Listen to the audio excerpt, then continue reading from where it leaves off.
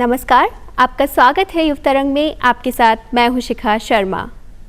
तकनीक के विकास के साथ ही हमारी ज़िंदगी भी आसान हो गई है और ज़िंदगी आसान होने के साथ ही हमारे युवा साथियों के लिए तकनीक के कारण अपार संभावनाएं भी देखने को मिल रही हैं। और वो संभावनाएं हैं उनके करियर से जुड़ी हुई और किस तरीके से वो अपने क्षेत्र में आगे बढ़ सकते हैं, इससे जुड़ी हुई। तकनीक से जुड़ा एक ऐसा ही क्षेत्र है डेटा साइंस का। तो आज हम चर्चा करेंगे कि डेटा साइंस क्या है और इसमें क्या क्या सम्मिलित है, किस तरीके से आप अपना करियर अगर इस क्षेत्र में बनाना चाहते हैं तो आपको तैयारी करनी होगी, कौन सी बातों का आपको ध्यान रखना होगा और किस तरीके से आप आगे जा सकते हैं इस क्षेत्र में। इस विषय पर चर्चा करने के लिए आज कार्यक्रम में हमारे साथ जुड़े हैं खास मेहमान।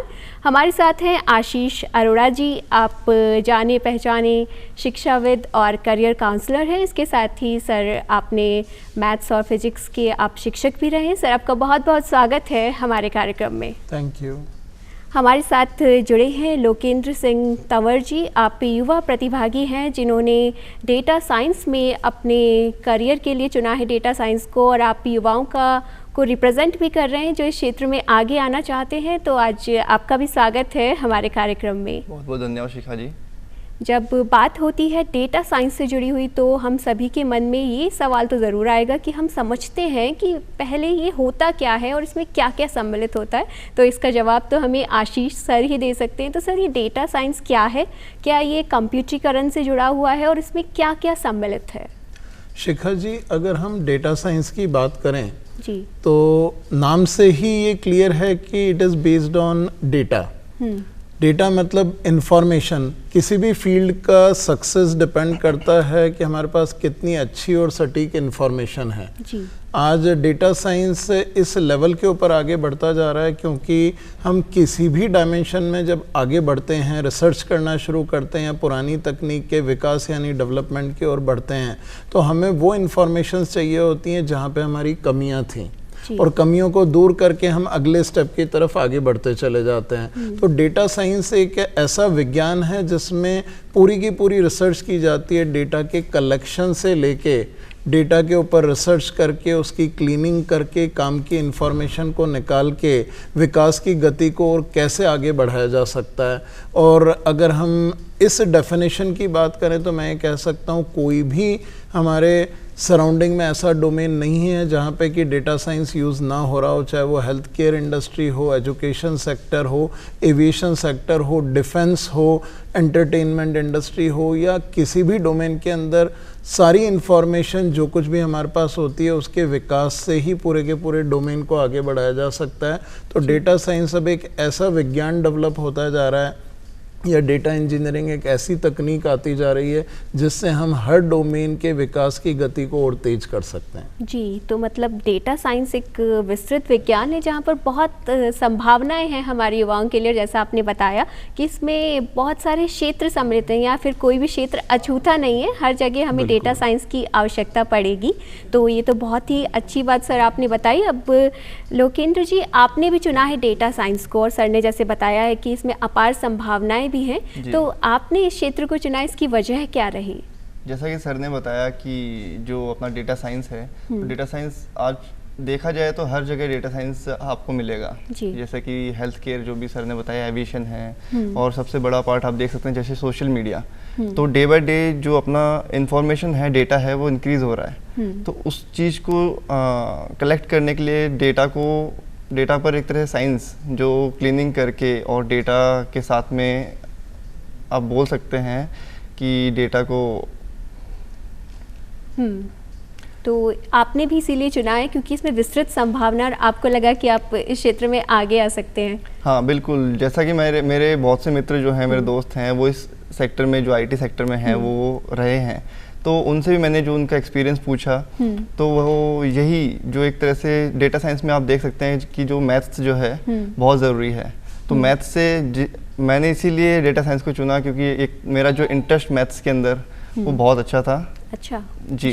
तो देख सकते हैं कि आज डेटा साइंस जो है वो बोल सकते हैं अपन कि बहुत ही इंटरेस्टिंग सेक्टर है और बहुत ही अच्छा आने वाले समय पर इसका स्कोप है।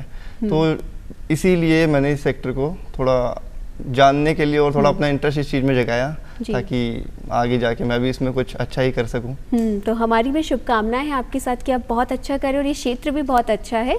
सर, अब लोकेंद्र जी ने जैसे बताया कि इन्होंने इस क्षेत्र को चुना और उनकी मैथ्स बहुत अच्छी थी, तो मन में ये सवाल आया कि जिसकी मैथ्स अच्छी नहीं है या फिर जो दूसरे स्ट्रीम से आता है, क्या वो डेटा साइंस से जुड़ा हुआ कोई कोर्स कर सकता है, या फिर इसमें कोई स्ट्रीम बंधे हुए हैं कि कुछ स्पेशल हमें आना ही चाहिए या हम कुछ सब्जेक्ट में अच्छे होने चाहिए?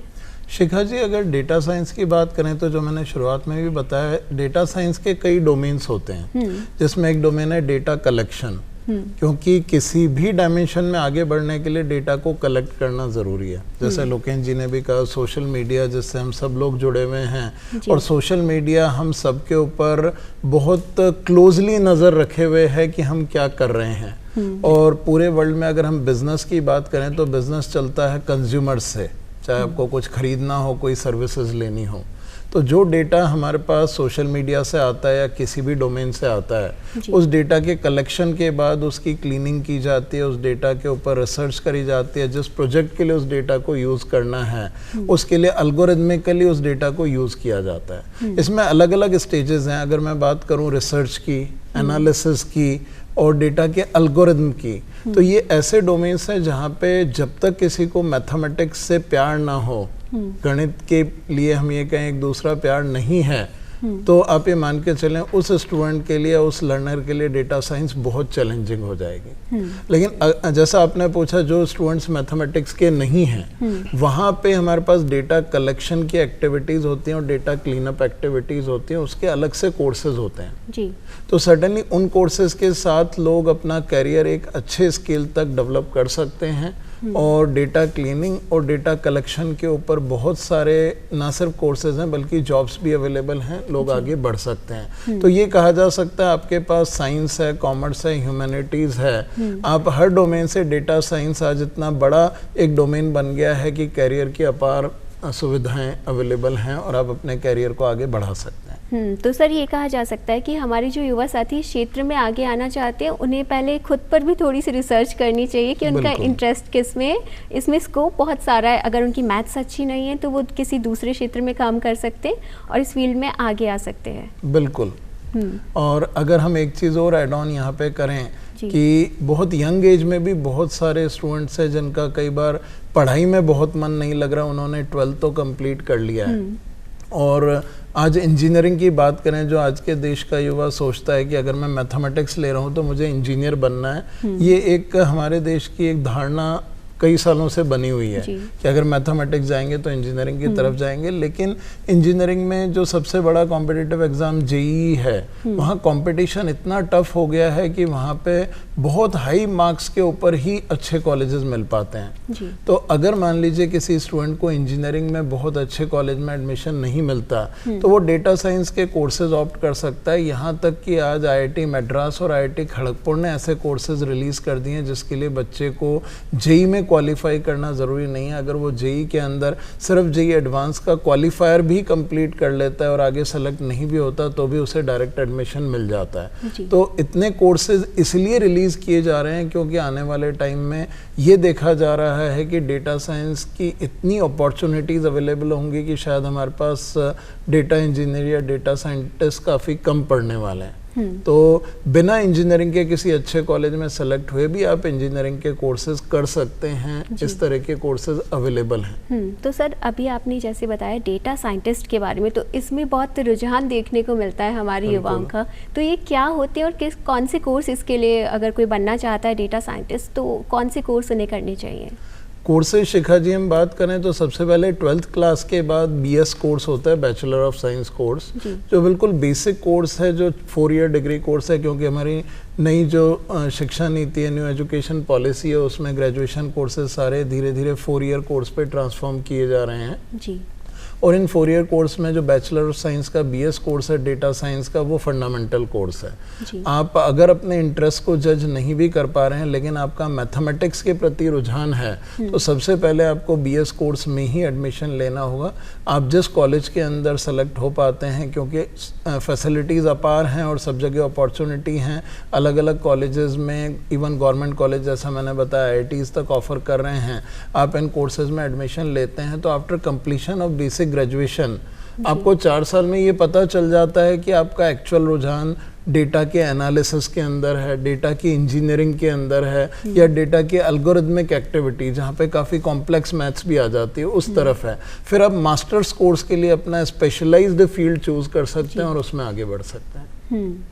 तो आपने जैसे समझाया हमें कि कौन कौन से कोर्स होते हैं। अब हमारे साथ जो युवा साथी हैं वो भी डेटा साइंस में ही अपना करियर बना रहे हैं, तो आपने कौन सा कोर्स किया था और वहाँ पे आपने क्या सीखा, ये आप हमारे साथ शेयर करें। शिखा जी, मैंने किया था डेटा साइंस का कोर्स। तो उसमें मैंने बहुत से एल्गोरिदम सीखे, जैसे सर ने बताया कि एल्गोरिदम्स इसके अंदर बहुत ज़्यादा ज़रूरी हैं। तो जैसा कि इसमें मशीन लर्निंग आता है, तो मशीन लर्निंग जो है वो इसका बहुत ही मेन हिस्सा है। तो मशीन लर्निंग में बहुत से एल्गोरिदम्स हैं, और जैसा कि मैथ्स जो है इसके अंदर बहुत ही अपना अहम हिस्सा रखती है। मैथ्स में जैसे अपन बात करें स्टैटिस्टिक्स, तो स्टैटिस्टिक्स का बहुत ही अहम हिस्सा है इसके अंदर जी। तो यही कुछ कह सकते हैं कि डेटा साइंस में बहुत सी ऐसी चीज़ें थी जो मैंने की, बहुत कुछ सीखा इसके अंदर। और उसमें कुछ पाइथन लैंग्वेज रहती है जो प्रोग्रामिंग लैंग्वेज रहती है, MySQL रहता है। तो ऐसे बहुत सी एक्टिविटीज़ जो मैंने थी वो इसमें की। अच्छा, और आपको जॉब अपॉर्चुनिटीज़ कैसी मिली इसमें, इसका कुछ आपको फ़ायदा मिला? जॉब अपॉर्चुनिटीज़ हैं इसमें, और जैसा कि मैंने अप्लाई किया तो बहुत जगह से मेरे पास रिस्पांस भी अच्छे आए। बट जैसे थोड़ा और उसको मैं अपग्रेड करने के लिए अपने आप को, अपनी जॉब और अपनी स्किल्स को थोड़ा अपग्रेड करने के लिए मैंने अभी सोचा है थोड़ा और आगे डेटा साइंस की जो स्टडीज़ हैं उनको फर्दर स्टडीज़ आगे बढ़ाने के लिए और थोड़ा सा अपने आप को डेवलप करने के लिए थोड़ा और मैं इन्हीं चीज़ों में आगे जा रहा हूँ। तो आशीष सर, जैसा इन्होंने बताया कि इन्होंने कोर्स कर लिया, अब अपग्रेड करने की बात है, तो इनके जैसे युवा हैं जो अभी देख भी रहे हैं और क्षेत्र में आगे आना चाहते हैं, तो खुद को अपग्रेड करने के लिए कोर्स करने के साथ क्या कर सकते हैं? शिखा जी, अगर हम अपग्रेड की बात करें तो जो लोकेन जी ने बात बताई मशीन लर्निंग की, प्रोग्रामिंग लैंग्वेजेस की और डेटाबेस मैनेजमेंट की, सो ये सारे सब कंपोनेंट होते हैं डेटा साइंस के, जिनके साथ पूरे डेटा साइंस के अंदर हम सारी रिसर्च करके किसी प्रोजेक्ट पे आगे बढ़ पाते हैं। और जॉब्स भी आपकी स्पेशलिटी और आपके स्किल्स के ऊपर ही बेस्ड आपको मिलती हैं। सो 2 तरह के रास्ते होते हैं जिन पे चल के स्टूडेंट्स अपने आप को अपग्रेड कर सकते हैं या डेटा साइंस इंजीनियर अपनी नॉलेज और स्किल्स को एनहांस कर सकते हैं। एक रास्ता होता है सेल्फ लर्निंग का, जिसमें आज इंटरनेट के ऊपर अथाह सागर है नॉलेज का। आपको बहुत सारी केस स्टडीज़ मिल जाएंगी। आप ओपन सोर्स कंटेंट गूगल से निकाल सकते हैं, इंटरनेट से निकाल सकते हैं, और ओपन सोर्स कंटेंट पे आप रिसर्च करके, जो लोगों ने अपनी रिसर्च करके डाली है उसके ऊपर आप स्टडी करके अपनी स्किल्स एनहांस कर सकते हैं। दूसरा तरीका होता है आप किसी ना किसी जॉब के साथ आगे बढ़ें, जो मुझे लगता है एक ऐसा तरीका है जिसमें आप रियल केसेस और रियल प्रोजेक्ट्स के ऊपर काम करते हैं। और जब आप रियल प्रोजेक्ट्स के ऊपर काम करते हैं तो आपके सामने रियलिस्टिक डेटा आता है। तो रियल डेटा पे आप काम तो किसी एक प्रोजेक्ट पे करेंगे, बट जब आप डेटा को एनालाइज करते हैं तो उस डेटा में से अलग अलग कई कंपोनेंट्स निकल के आते हैं। अगर हम उदाहरण के तौर पे बात करें तो अगर एक कार्डियोलॉजी का प्रोजेक्ट है, एक दिल के डॉक्टर ये स्टडी करना चाहते हैं कि किसी पर्टिकुलर डोमेन के अंदर, किसी पर्टिकुलर ज्योग्राफी के अंदर, एक स्टेट के अंदर एक पीरियड में कितने दिल के मरीज आते हैं, तो उसके लिए जब डेटा का एनालिसिस होगा तो पूरे पेशेंट्स जितने भी मरीज हैं उन सब का एनालिसिस होगा। तो डेटा इंजीनियर के पास ये अपॉर्चुनिटी होती है, वो एक डेटा के लिए, एक प्रोजेक्ट के लिए डेटा को एक्सट्रैक्ट कर रहे हैं, लेकिन साथ में बाकी जितने भी पॉसिबिलिटीज़ हो सकती हैं उसके ऊपर अपनी रिसर्च कर सकते हैं। तो आपकी स्किल्स को एनहांस करते चले जाता है। तो इस स्किल अपग्रेडेशन को हम ये कहते हैं multi project analysis in one project. तो जो भी जॉब में अगर आप लगातार ग्रो करना चाहते हैं तो आप सिर्फ जॉब के जो आपको टास्क असाइन है सिर्फ उस टास्क को कंप्लीट ना करें, वो तो आपको करना ही है, आपकी जॉब का अहम हिस्सा है। उसके अलावा आपके पास जितना भी टाइम है, मैंने देखा है कई जो हमारे स्टूडेंट्स डेटा साइंस में हैं अपनी जॉब का काम कंप्लीट करके रात को घंटों उन्हीं रियल डेटा के ऊपर रिसर्च करते रहते हैं और कई अपॉर्चुनिटीज उसमें से बनती चली जाती हैं। जब आप रियल डेटा पे काम करते हैं तो आपकी स्किल्स अपने आप एनहांस होती हैं। तो अपग्रेड का सबसे अच्छा तरीका है, और सेल्फ लर्निंग भी अपने आप में एक मोटिवेशन, अगर सेल्फ मोटिवेशन है तो सेल्फ लर्निंग की तरफ भी जाया जा सकता है। तो सर आपने बहुत ही अच्छी बात बताई कि हमारे जो भी युवा साथी इस समय देख रहे हैं उन्हें जब आप अपना जॉब करते हैं तो वो भी आपको करना है, और साथ में आपको जो रियल डेटा मिल रहा है उसका आप एनालिसिस करें तो वो भी आपके बहुत काम आ सकता है। और ये तो कहा ही जाता है कि आप जितनी मेहनत करेंगे, जितना अभ्यास करेंगे, उतना आप उस क्षेत्र में आगे जा सकते हैं और ख़ुद को अपग्रेड कर सकते हैं। और सर ने भी बहुत बेहतरीन तरीके से हमें अभी समझाया है कि हम क्या कर सकते हैं खुद को अपग्रेड करने के लिए। अब सर जब हम बात करते हैं ना डेटा साइंस की तो मन बहुत खुश हो जाता है, हम इतना सब कुछ देखते हैं, संभावनाएं देखते हैं, लेकिन एक परेशानी आजकल युवाओं को देखने को मिलती है कि कोई फील्ड उन्हें आकर्षित करती है लेकिन कुछ समय बाद लगने लगता है कि शायद वो इस फील्ड के लिए नहीं बने। तो कैसे जानें कि हमारा इंटरेस्ट डेटा साइंस वाली फील्ड में है और हम उसमें काम कर सकते हैं? तो कौन से हम में गुण होने चाहिए या कौन सी हम में बातें होनी चाहिए तभी इस फील्ड में आगे आए हम? शिखा जी, आई थिंक आपका क्वेश्चन बहुत अच्छा है, मैं इसको एक दूसरे तरह से आंसर करना चाहूँगा। जी। कई बार हमारे देश में रूरल एरियाज़ में या जहाँ पे अवेयरनेस की कमी है, बच्चों को ये पता ही नहीं चल पाता कि वो किस चीज़ के लिए बने हैं। प्रॉपर करियर काउंसलिंग की स्कूलों में भी कहीं ना कहीं बहुत कमी रहती है। और डेटा साइंस आज एक क्योंकि इवॉल्विंग फील्ड दिखाई दे रहा है तो लोग बिना ये सोचे कि वो इसके लिए बने हैं या नहीं बने, इसमें आगे बढ़ जाते हैं। इसमें भी कोई परेशानी नहीं है क्योंकि डेटा साइंस, मैंने आपको बताया, एक ही कंडीशन ज़रूरी है डेटा साइंस में आगे बढ़ने के लिए, आपका मैथ्स के प्रति प्यार होना चाहिए। और अगर आप मैथमेटिक्स के प्रति रुझान है और आप इस फील्ड में इवन बैचलर कोर्स की तरफ या डिप्लोमा कोर्स की तरफ आगे बढ़ रहे हैं तो भी आप मान के चलिए अगर आपको 2 साल या 3 साल बाद बोरियत होने लगती है, आपको लगता है कि बहुत रिपीटेटिव वर्किंग है क्योंकि आप बिग डेटा पे काम करते हैं। जब पॉपुलेशन का डेटा आता है या ई-कॉमर्स का डेटा आता है या हम फाइनेंस के डेटा की बात करते हैं तो वो डेटा लाखों या करोड़ों में नहीं होता, वो सैकड़ों करोड़ों में डेटा होता है। तो कई बार स्टूडेंट्स उस पर लगातार काम कर करके बोरियत भी होती है। तो भी उनको जब रियल प्रोजेक्ट्स पे वो काम करते हैं तो उनको कई और नॉलेज भी गेन होती है उस प्रोजेक्ट से रिलेटेड, सिर्फ डेटा पे ही काम नहीं कर रहे होते। तो जितनी भी नॉलेज वो गेन कर रहे हैं जिस भी सेक्टर के लिए वो काम कर रहे हैं, क्योंकि हमने अभी बात करी कि डेटा साइंस अपने आप में कोई सेक्टर नहीं है, डेटा साइंस हर सेक्टर में काम करता है। तो वो जिस भी सेक्टर के प्रोजेक्ट्स पे काम कर रहे हैं उसकी नॉलेज आपकी बढ़ती है और आप अगर डेटा साइंस को छोड़ते भी हैं तो आपकी नॉलेज उस सेक्टर में इतनी डेवलप हो जाती है कि क्योंकि आपने उस सेक्टर की डेटा साइंस पे 2 या 3 साल भी काम किया है तो आपको उस सेक्टर में कई तरह की मैनेजमेंट अपॉर्चुनिटीज मिल जाती हैं। सो डेटा साइंस ना सिर्फ डेटा साइंस के लिए जॉब्स क्रिएट कर रहा है बल्कि आप में वो स्किल भी डेवलप कर रहा है जिस सेक्टर में आप काम कर रहे हैं, चाहे वो हेल्थ केयर हो हमने एग्जांपल, या एंटरटेनमेंट इंडस्ट्री हो या एजुकेशन सेक्टर हो, तो वो सेक्टर की जो जॉब अपॉर्चुनिटीज़ हैं वो भी आपके लिए खुल जाती हैं। तो हमें ये भी ध्यान देना होता है कि उसमें हमें किस तरीके से काम करना है और किन बातों का ध्यान रखना है। ये आपने हमें बहुत ही आसानी से समझाया सर, और यही तो बात होती है कि जब हमारे साथ आप जैसे एक्सपर्ट जुड़ते हैं तो बहुत आसान हो जाता है विषय को समझना। और हमारे साथ युवा भी जुड़े हैं जिन्होंने इस क्षेत्र को चुना है, तो हम आपसे जानना चाहेंगे लोकेंद्र जी कि आपके अनुभव कैसे रहे और आपके मन में अगर कोई जिज्ञासा हो तो आज सर हमारे साथ हैं, वो भी आप पूछ सकते हैं।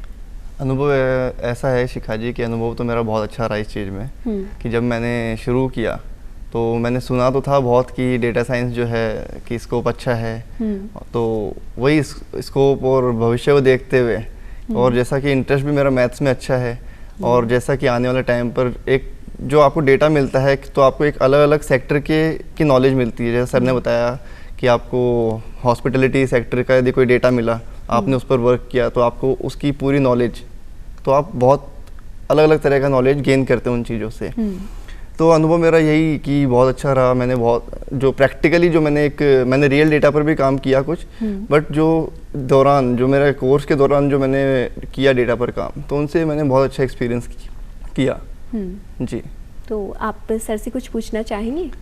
सर से मेरा यही थोड़ा एक सवाल रहेगा कि जैसा अभी मैंने बताया कि मैं मेरे जॉब वगैरह के लिए मैं आगे और देख रहा हूँ, अभी मुझे कुछ अपॉर्चुनिटीज़ आई हैं जॉब की, बट मैं चाहता हूँ कि थोड़ा और अच्छी जो मेरे को जॉब अपॉर्चुनिटीज़ मिले, आगे और अच्छा स्कोप मुझे मिले। तो डेटा साइंस के साथ में ऐसे और कौन कौन से कोर्सेज़ हैं जो मैं कर सकूं और उनसे मेरे को कुछ आगे और अच्छा सीखने को मिले? लोकेन जी, मैं इस क्वेश्चन का आंसर आई थिंक सभी युवाओं के लिए देना चाहूँगा कि अगर आप डेटा साइंस में आगे बढ़ रहे हैं तो आपको इस चीज़ का ध्यान रखना है कि जब आपने कोर्स किया है तो कोर्स में डेटा साइंस के सभी डोमेन्स को टच किया जाता है। जैसे बात हुई मशीन लर्निंग की, प्रोग्रामिंग लैंग्वेजेस की, डेटा क्लीनअप की, स्टैटिस्टिक्स की और डेटा कलेक्शन की। तो आपको जिस भी जगह पे ये लगता है कि ये मेरे लिए बहुत इंटरेस्टिंग है, सोशल मीडिया पे काम करना बहुत इंटरेस्टिंग है, तो सोशल मीडिया वैसे हम कहते हैं कि प्रोडक्टिव कम है और हमारा टाइम वेस्ट करता है, लेकिन जो लोग सोशल मीडिया के डेटा कलेक्शन पे काम करते हैं वो सोशल मीडिया से ही नए नए बिजनेस को इवॉल्व करने के लिए डेटा निकाल लेते हैं। उसी तरीके से जिनका प्रोग्रामिंग में इंटरेस्ट है वो प्रोग्रामिंग के स्किल्स को एनहांस प्रोग्रामिंग बेस्ड कोर्सेज पे कर सकते हैं, और जिन लोगों का इंटरेस्ट स्टैटिस्टिक्स में ज़्यादा है तो वो स्टैटिस्टिक्स के एडवांस कोर्सेज या डिप्लोमा कोर्सेज कर सकते हैं। तो नटशेल में हम बात करें तो स्टूडेंट्स जब डेटा साइंस का कोर्स कर रहे हैं तो सबसे पहले ये देखें कि उनका सबसे ज़्यादा इंटरेस्ट कहाँ पे आ रहा है, क्योंकि हम अपने स्टूडेंट्स को यही कहते हैं कि आप अगर बड़े कैरियर बनाना चाहते हो अपने लिए तो बड़े कैरियर किसी कॉलेज या एग्ज़ाम से नहीं बनते, बड़े कैरियर मेहनत और जुनून से बनते हैं जी। और मेहनत और जुनून उसी चीज़ में आएगा जहाँ आपका इंटरेस्ट होगा। अगर आपका इंटरेस्ट नहीं है तो आप उतनी ना तो मेहनत कर पाओगे ना आप में कुछ पाने का जुनून होगा।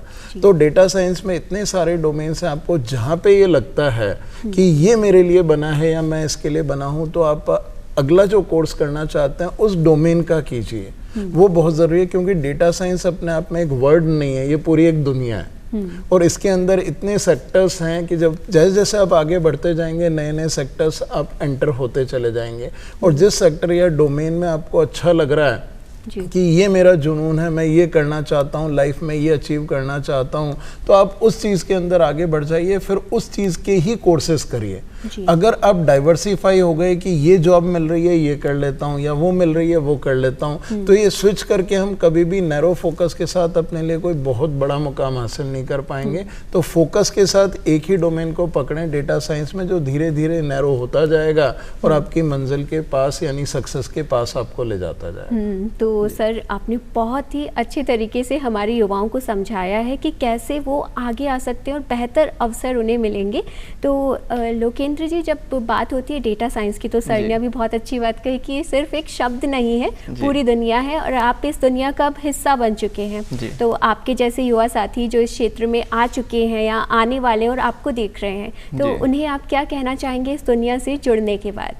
उन्हें मैं बस यही सजेस्ट करना चाहूँगा कि यदि वो जुड़ना चाह रहे हैं तो फर्स्ट थोड़ा प्रैक्टिस ये करें कि आप बोर ना हो, किसी भी चीज़ को लेकर बोर ना हो, सीखने के इच्छुक हों, क्योंकि आप जब इस चीज़ में आ रहे हैं तो आपको बहुत सी चीज़ों को सीखने का मौका मिलेगा, बट इच्छा भी उसी चीज़ की उतनी ही होनी चाहिए सीखने की।